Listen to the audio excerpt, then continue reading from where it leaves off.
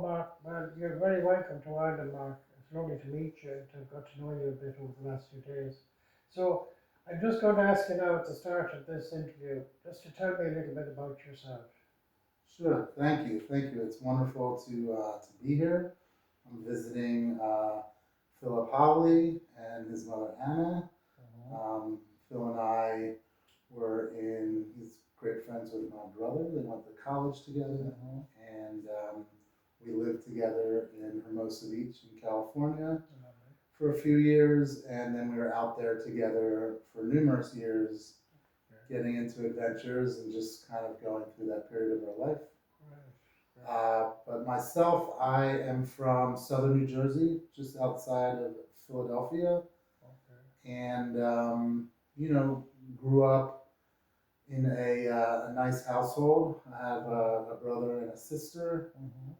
They are 4 and 5 years older than myself, so I'm the youngest. Mm-hmm. And yeah, Philadelphia is a beautiful city, Mm-hmm. very blue collar and hardworking, a lot of grit. Mm-hmm. And I think that sort of, um, you know, snowballs into the areas around Mm-hmm. Philadelphia. Yeah. So we're like a suburb of Philadelphia, but we're actually in southern New Jersey, so Okay. just over the Ben Franklin Bridge.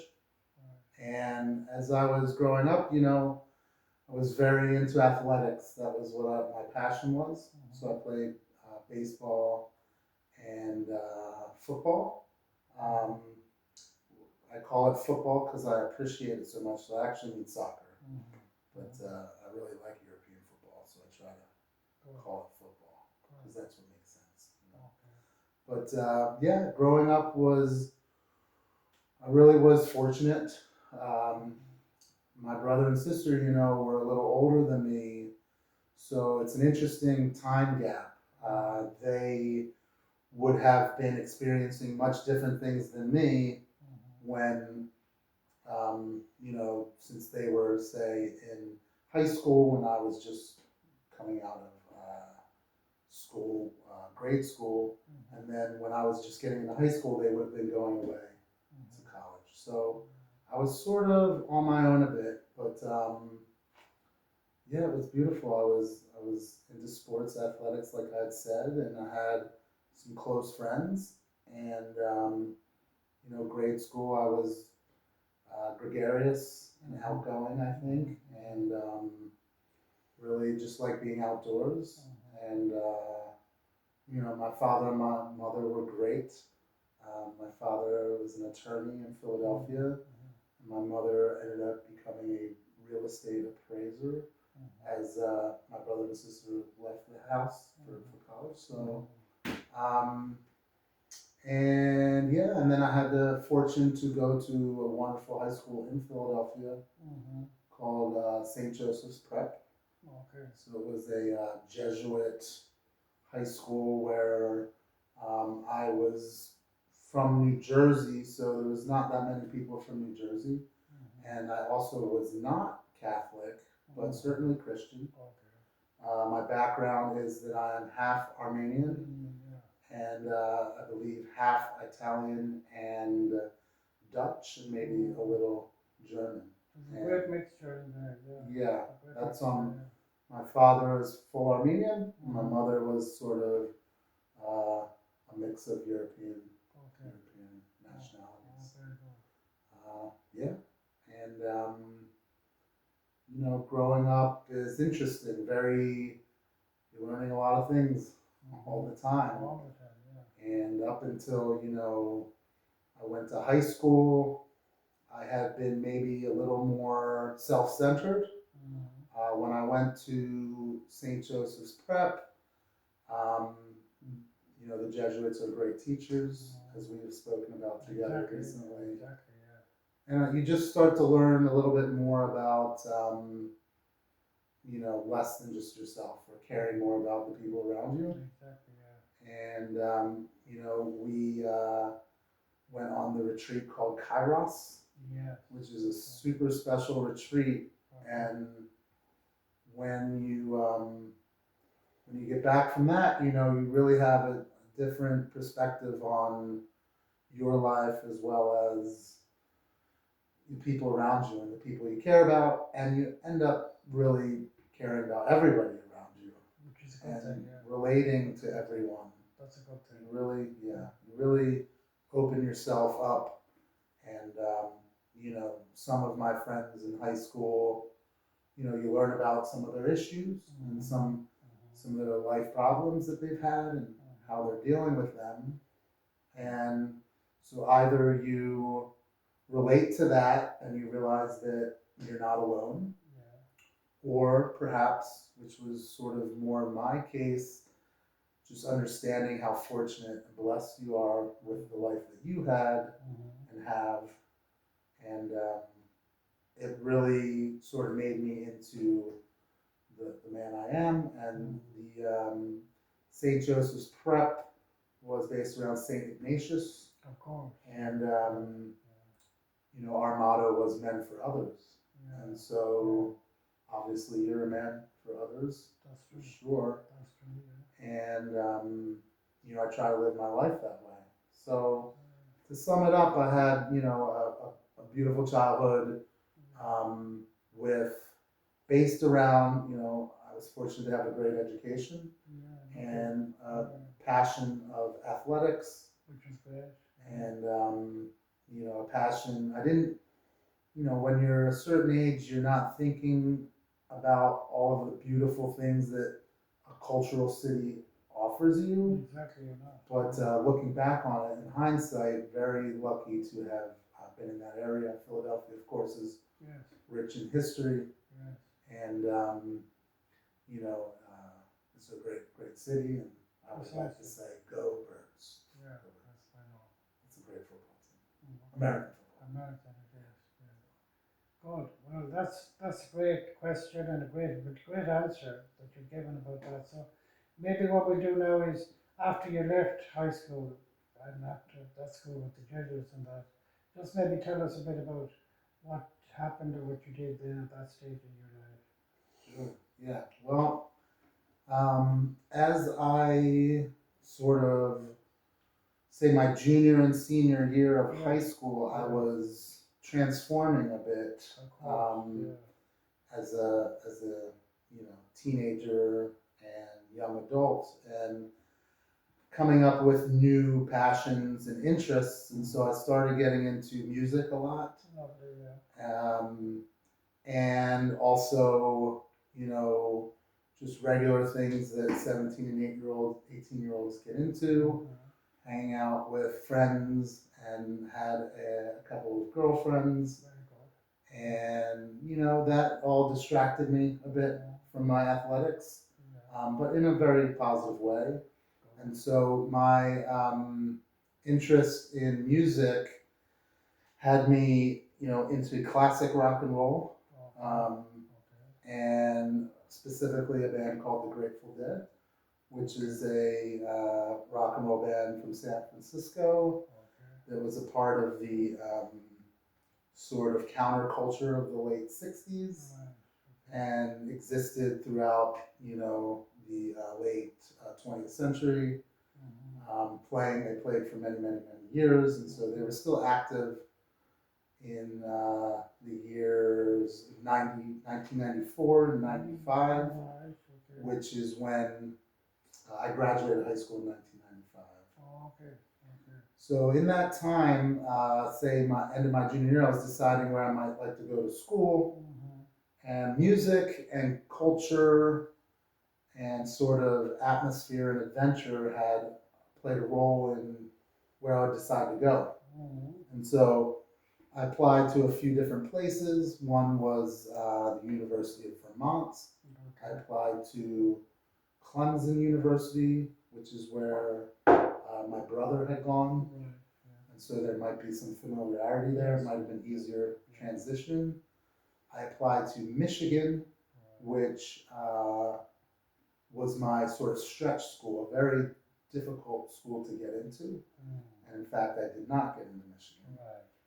But, and then also the University of Colorado at Boulder.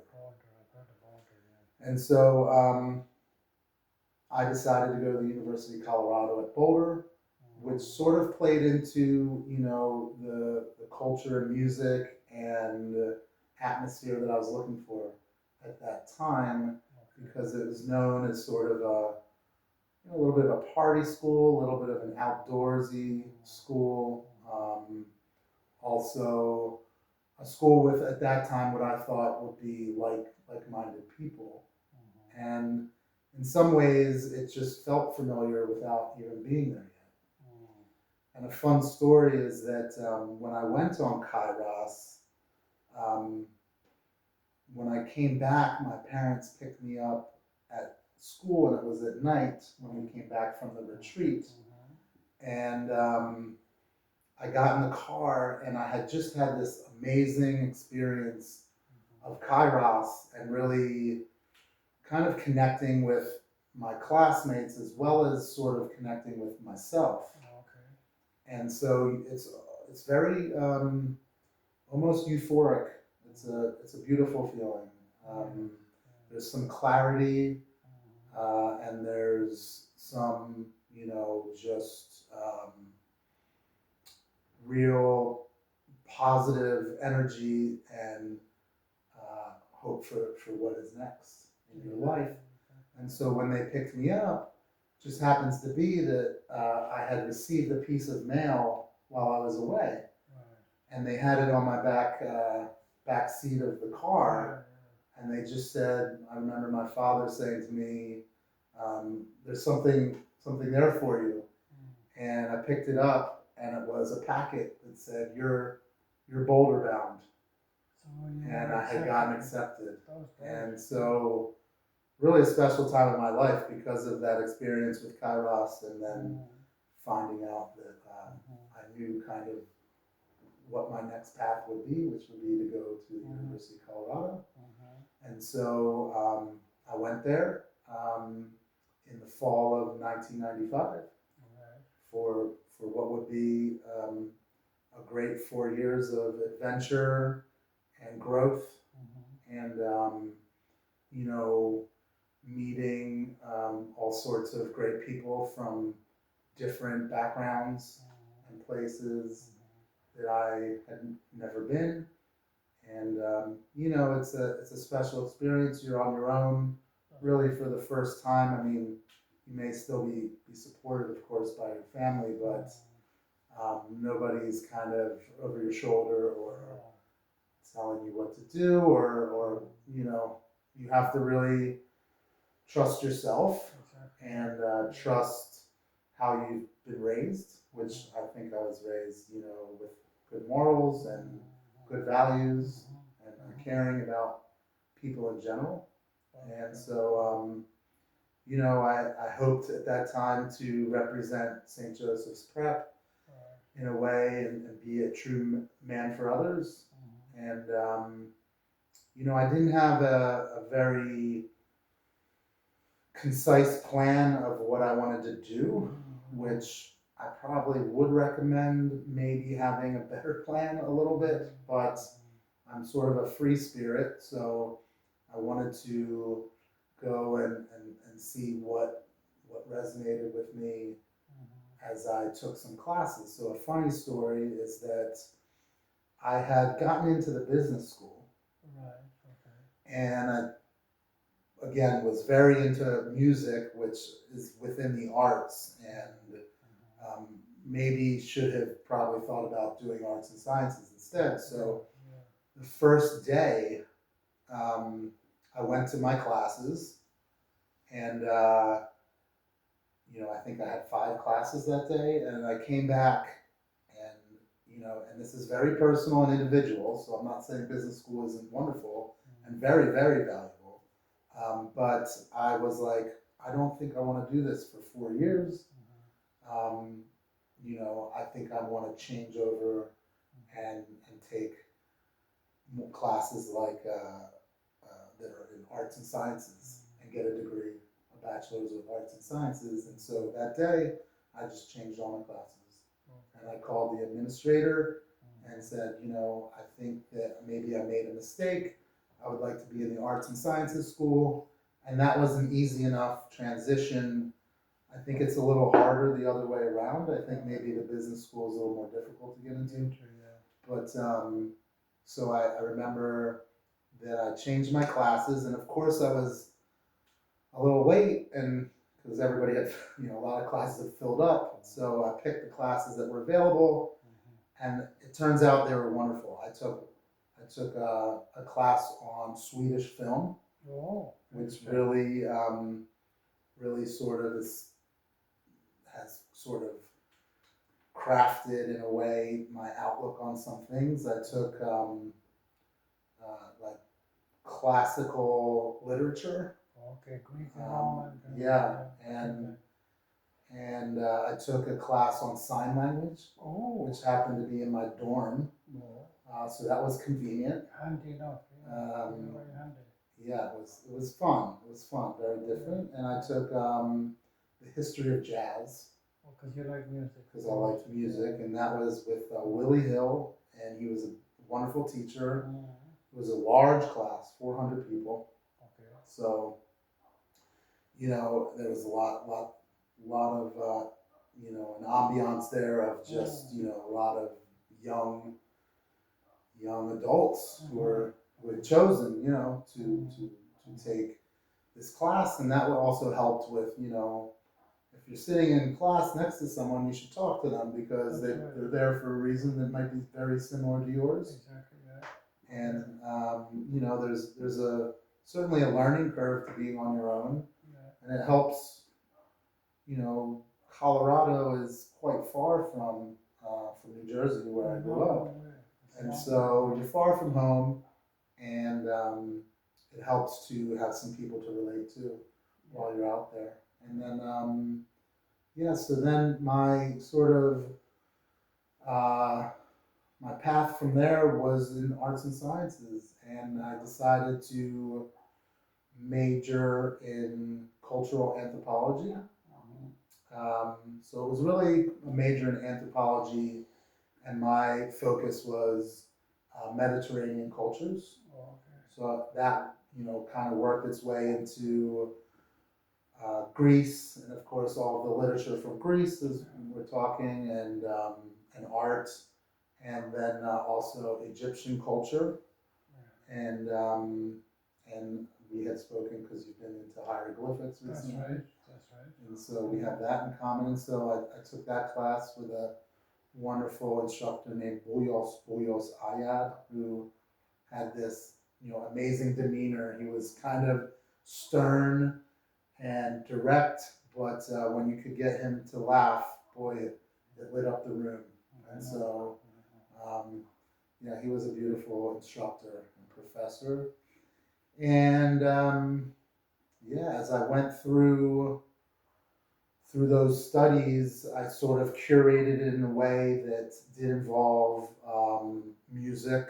So there's something called the anthropology of music, where you learn just about the origins of different styles of music and the cultures surrounding that. And at some point, I studied Native American cultures. You're trying to fill certain curriculum. That's right. And so I tried to do that as best as I could with things that I was interested in.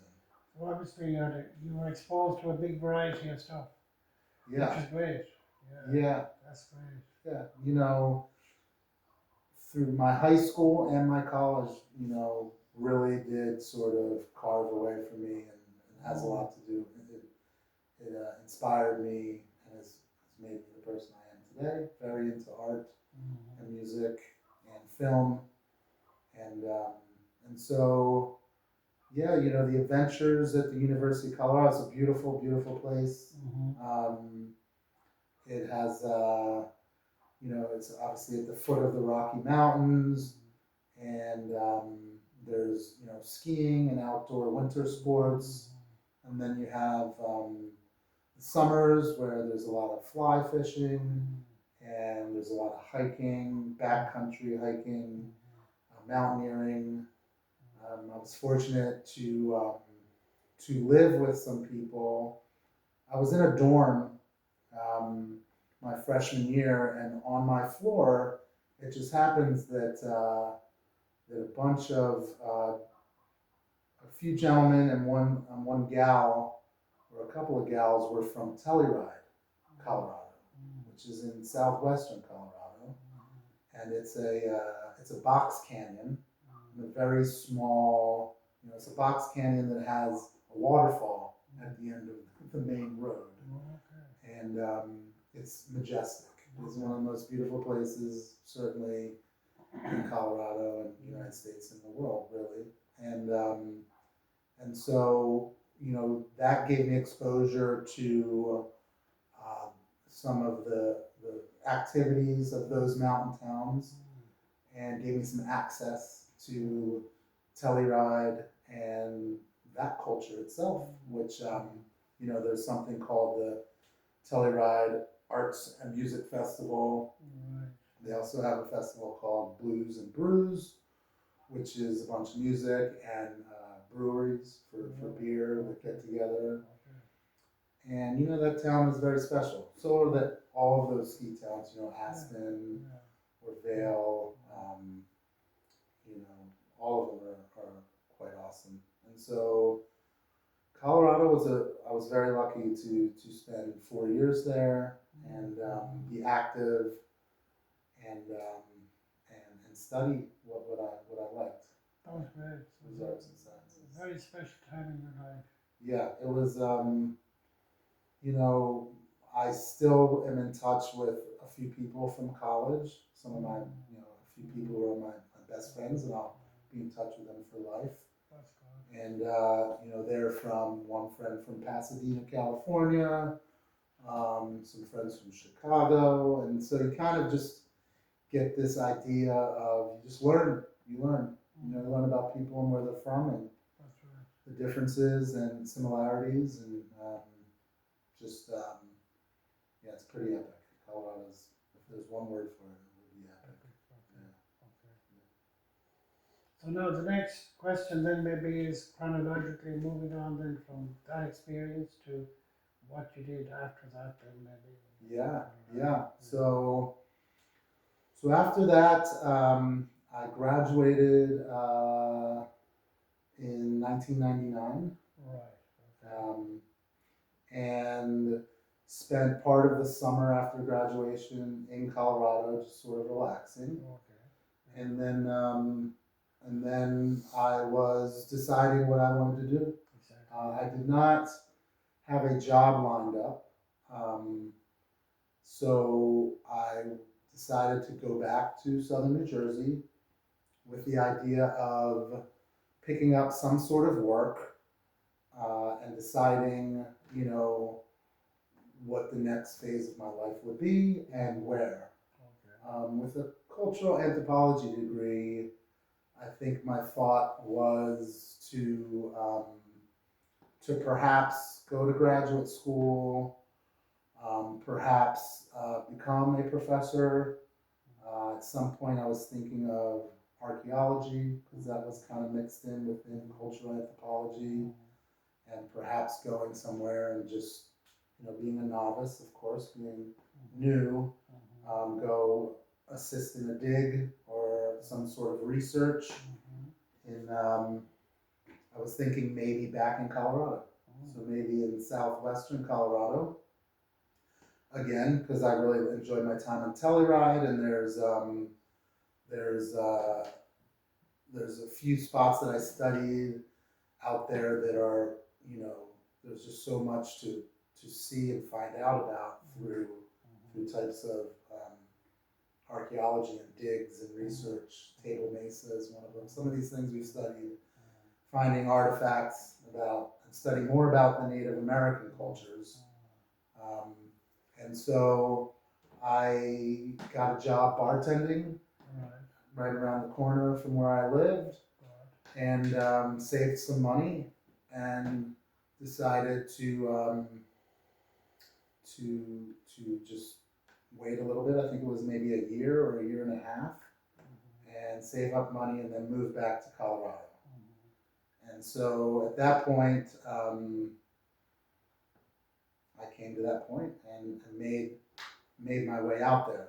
On my way out there, however, this is where my adventures kick in. Okay. I decided I was going to do a little tour of the United States Okay. through the Southeast Right. and through sort of the Gulf states, through Louisiana, through Texas, and then that was going to be my route to go out. So I was going to go down from New Jersey all the way down to Florida. I had a Vanagon, a Volkswagen full camper Vanagon that I was going to sort of have this adventure. And along the way, I was going to meet some friends. Some friends who one was living in North Carolina, and then I was going to meet up with my older brother in Pensacola, Florida, and then I was going to head out to Colorado. Well, along my ways, I met up with some new friends. I was going to a bunch of concerts with a band from Athens, Georgia, and we got along, and so I met a young lady, and she had a sister, and they had a place in Austin, Texas. Yeah, in which they were like, come by anytime, and I had gotten along with this one gal very well, and maybe had a crush on her, and so when there was a last tour spot or last place we were going to go with this band was in Nashville, Tennessee. And from there, I decided I was going to go to Austin and just go there for a visit on my way to Colorado. And I ended up staying for 3 years. I mentioned, that's what happens. So I was in Austin for 3 years, and that was fun. And it wasn't the plan, and our relationship sort of ran its course.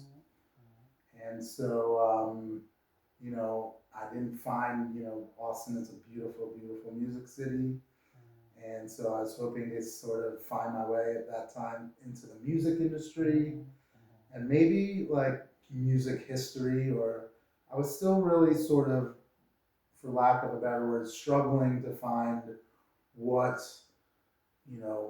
my calling was, or what I really thought that I wanted to do practically to make a living.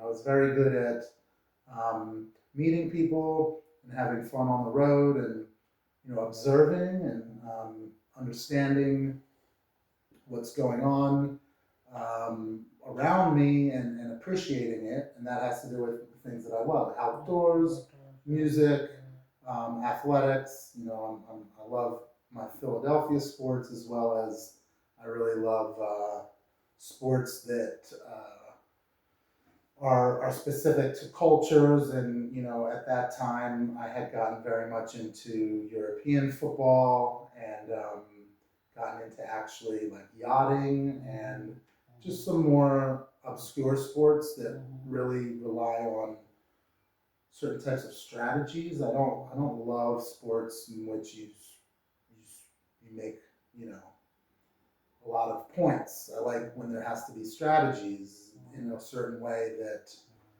where the goals are less, where the points are less. I think then there's more appreciation of those. It's a long sort of journey to get to those successes. And so I think that takes us to when I was in Austin. And for those 3 years in Austin, I sort of lived there, and then would go out on the road for little adventures as well, which lasted about a month and a half, which were tours of rock and roll bands and following festivals around, and or going to different festivals.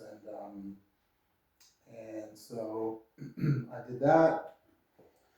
And I will tell you that, I started sort of studying what it was like for studying people who were on the road doing what I was doing. So in some way, I convinced myself that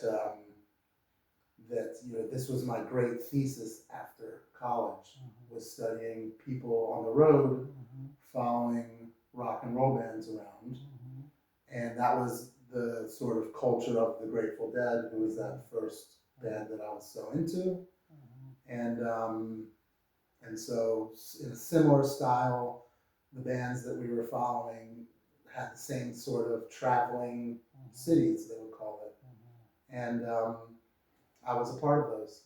Okay. And so through those, you know, I started, I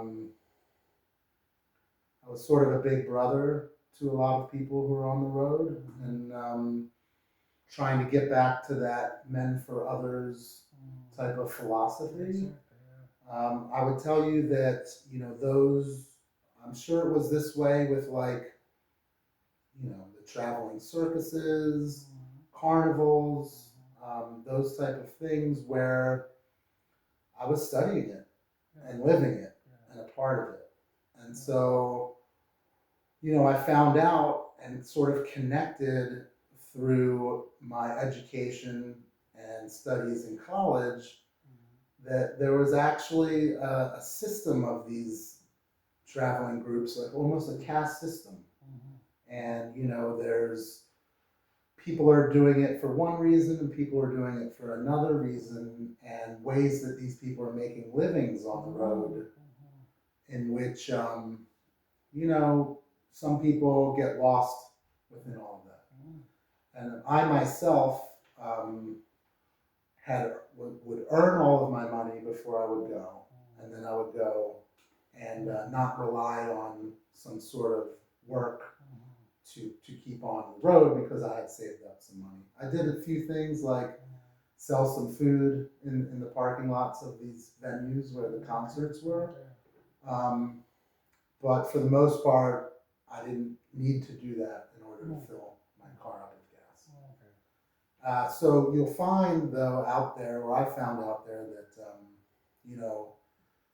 some kids were lost or were not, they're in trouble, or they're suddenly far from home and no way to get home.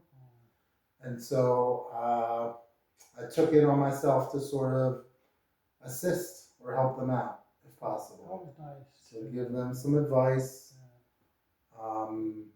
perhaps loan them some money, perhaps give them ideas of what they can do.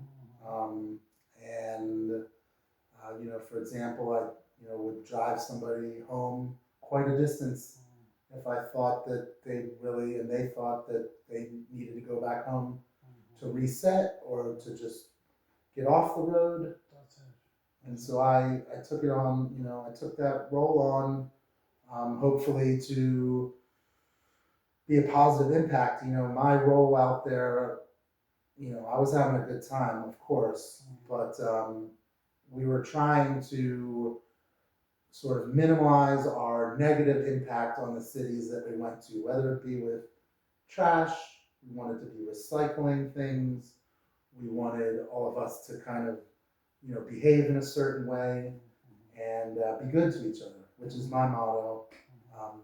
Just be good to each other. I like to say that to people when I leave them because that's really what we need. We just need to be good to each other and help each other when we can. And so so I did that off and on from a home base in Austin, Texas. Shout out to Chrissy and April White, who were kind enough to bring me in and sort of gave me a place to stay. I contributed, but I would go away for a bit, and we all were sort of growing up in our mid-20s at that point and learning about life and the realities and how you need to be smart and practical, and then but you also want to keep dreaming and work towards whatever your your goals are and whatever sort of lifestyle you'd like to live. And so I did that for those 3 years in Austin. And at some point, I believe I went back to New Jersey because to help my father out. He had had some things happen in his life in which I was going to go back and help him fix the house up and decide what my next adventure will be. And so I spent time in South Jersey then, in and around when I was, I guess at that point, 20, 25 or so. And so I went back to some bartending. I also would do some labor jobs like landscaping and things along those lines in the summers. And yeah, and then sort of regroup and think about the next phase, which turned out that my brother had moved to a beach town in California called Hermosa Beach outside of Los Angeles, and so I went and visited and decided that that would be my next adventure, and ended up moving out there, in which he was living with Phil and another roommate, and that roommate was leaving and had a room open, and I would be their next roommate. So I think maybe we might leave this video at this point, Yeah, and we'll have part two. yeah, It'll be very interesting listening to you. I yeah, really appreciate it because you've given a very full account of what you did. yeah. I can see you enjoyed a lot of it. I enjoy it. I think it's, I think it was fun, and I think there's some good information for people, and Yeah. some, you know, just, I don't know, some type of things that I learned that right. whoever may be watching this has learned themselves, or you know, will learn, and just Yeah, really. about you know, really again, you know, having sort of confidence and you know, going for adventure, if that is what really sort of sparks your interest. Listen, thanks very much, and we'll have part two, in the not too distant future. So Okay. Thanks, I really Well, enjoyed thank you for having me. No, I really thanks, appreciate I our time really enjoyed together. listening It's a to lot it. of fun. Thanks again. Okay. Thanks a million.